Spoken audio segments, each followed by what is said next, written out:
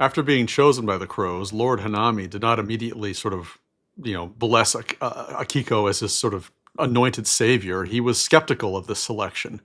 He is a pragmatic, old, wise, noble lord. And so he did as the traditions instructed. He brought Akiko into the household, but he brought her into the household to be trained further under his own instructors rather than relying on the Ashwing instructors that she had been working under, the moon petal instructor she had been working on before. She's Lady Akiko Ashwing of House Moonpetal.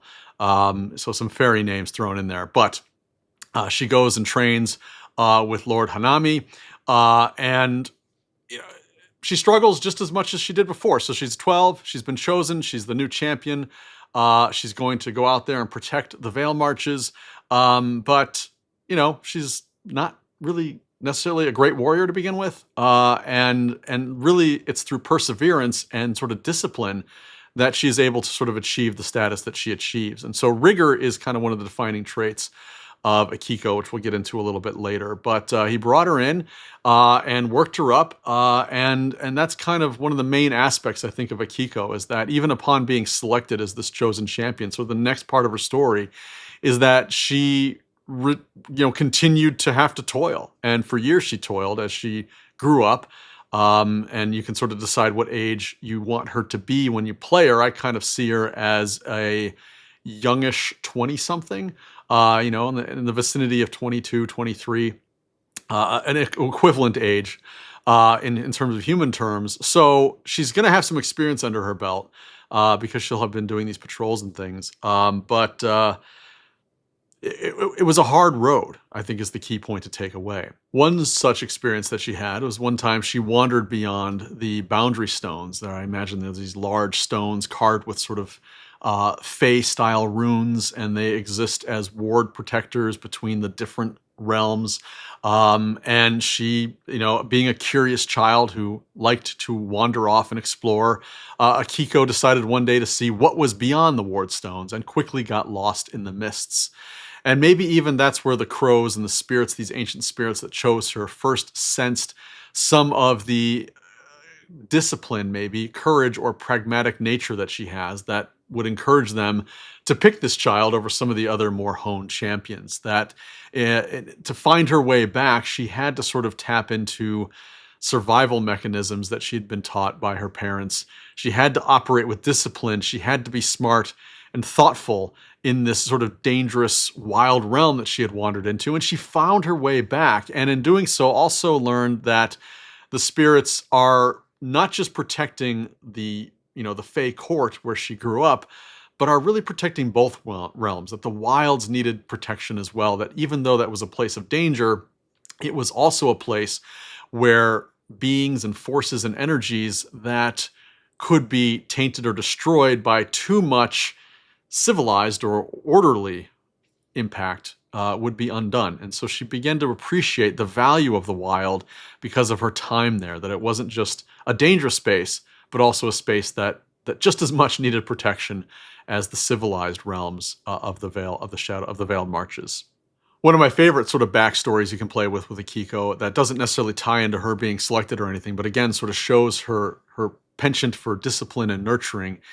She was given a sprout of a moon blossom tree that Lord Hanami, when she came to the house, he gave her this tree and said, "I want you to take care of the sprout and nurture it. That is one of your tasks." And she planted it in a little sill outside of her window to get it some initial life. And a terrible storm one night just ravaged the court and the houses, and she thought her moon blossom tree had died. It's just this little fledgling tree that had sprouted out of her little box outside of her window. But rather than give up in despair, she saw that it still had one leaf. She took it outside and created a more protective space for it, and constructed a covering that allowed both light, but also protected it from the ravages of winds and storms, and took her time to make sure that this moon blossom would not be destroyed again, and really nurtured it back to life and saved this thing that was on the edge of death. And that was actually one of the things that really encouraged Lord Hanami early on her training, not what she was doing with her sword, but the fact that she took her time to do the task right. And I thought that was a lot of fun about her. This idea of protecting the moon blossom tree from the storm. It's a fun story you could tell in playing her character. In terms of how Akiko became interested in wandering, one day she was going through the various archives in the Hanami household, and she found this scroll which detailed maps of lands that she was unfamiliar with before this point. And she became very intrigued, even though the scroll had been misplaced. It was in the wrong archive. And she knew she wasn't supposed to be reading it. She dabbled in it anyway, but then she did the right thing. She returned it. But she had seen enough to spark a fire of curiosity in her belly that she needed to nurture. And so while she is disciplined and has made the continuous choice to adhere to the rules that her Lord gave her throughout her, teenage years and into her early 20s, a longing to go beyond the realms of the Fae has always been deeply embedded in her from that day when she discovered how big and wide and complex the outer world actually was through this scroll that she stumbled upon. Once Akiko became of age and proved herself worthy of Lord Hanami's trust, he began to send her on tasks. It was unclear to either of them why the crows had chose her. She's the champion for her generation and her time, and yet there are, of course, dangers, but it's not clear how she fits into this mold. And so while she is this folk hero character, and I do recommend the folk hero background, it's not, I think part of the fun of playing her is that she isn't sure why she was chosen, other than maybe she stood out in these particular ways. She is a great swordswoman at this point, at least in terms of her level and ability, but she's not necessarily like the obvious choice. And so one of her goals, and we'll talk about this later, is to figure out why she was chosen. But once she was of age, she began to be sent on patrols. And while fairies can fly, there are still lots of roads that weave in and out between the Vale, the Vale marches, and the human realms and these other places, the mortal realms, and then also deeper into the Feywild. There are hard roads, and part of her journey is to fly around and patrol these roads. One of the early lessons that Akiko learned during these patrols is she encountered a merchant and a river spirit that were disputing whether or not an ancient oath had been broken in terms of how this bridge was supposed to be tended and respected and cared for.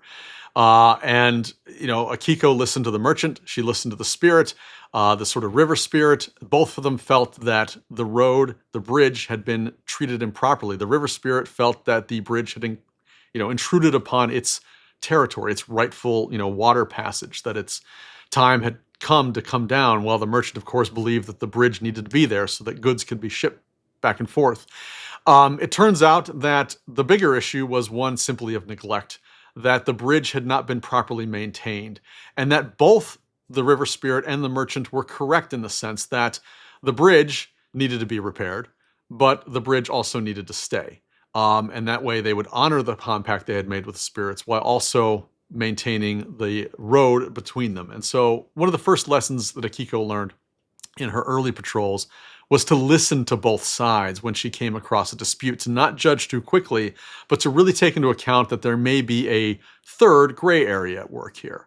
Another important moment in Akiko's young life is when, on these patrols, she stumbled upon the body of an oath keeper of the Moon Petal household who had died and had failed to deliver messages between various courts and feudal homes and houses. She could have just continued walking and let someone else do it. She was a young sort of person. She wasn't necessarily there to deliver messages. She felt, and she was, there to protect it from threats, but she took it upon herself to complete this journey, even though had she wanted to, she could have just kept on walking. And she was built to make the right choices, but she understood the value, even though there was no reward in this, and she could have very easily just sort of carried on her day. She went out of her way to deliver these messages. And I think this is another one of these stories that sort of speaks to her character, that when she sees a task undone, even if it's not one of the tasks that she is particularly assigned to, she is willing to sort of go beyond the parameters of her oath. She's not so dogmatic that she only does what she's told. She looks at the larger picture and delivered these messages. They were not wildly consequential messages, but she delivered them anyway. And then, of course, returned the oath keeper's body to his home so that he could be properly buried. To that same end, there's also the story of a spirit she found once in a lantern. It was on a roadside lantern outside of a village. Travelers and locals began to fear that the spirit was malicious. It had started to act in a kind of aggressive way. And Akiko, being a border patrol samurai, was dispatched to go and investigate this. Initially, the idea was that perhaps she should destroy the spirit because it had become threatening and somewhat violent in its tone. But she actually did the other thing. She spent some time listening to the spirit, even though it was speaking in somewhat chaotic and incomprehensible ways. But she pieced together that this spirit had lost its family and was waiting for them to return. Now, that was never going to happen because the spirit's family had died. But Akiko spent many nights just listening to the spirit and talking to it quietly, much like she had when she talked to those crows, just engaging with it. And over time, the spirit became calmer and calmer and eventually just dissipated. And this was another moment of learning and growth and sort of character identification for Akiko, where she began to hone in the idea that sometimes the best approach is not violence, but to just listen to the things that are going on and really take into account that there may be another way to solve this. The spirit passed on peacefully as a result of her choices, and she likes to hope that maybe in the realms beyond, this spirit has been reunited with the family that it lost. There are 4 goals that drive Akiko forward, and these goals kind of all weave together a little bit. First and foremost, the very mission that has sent her out of the Veil Marches into the mortal realms is to track down a missing Oathkeeper, a Moonpetal warrior named Kalen Thorne, vanished 20-some years ago and took with him a number of important secrets that belonged to the Hanami household, the Moonpetal household, and has done who knows what with those things. These are things that perhaps tie into questions about the disintegrating nature of the wards between the mortal realm and the Fey realm.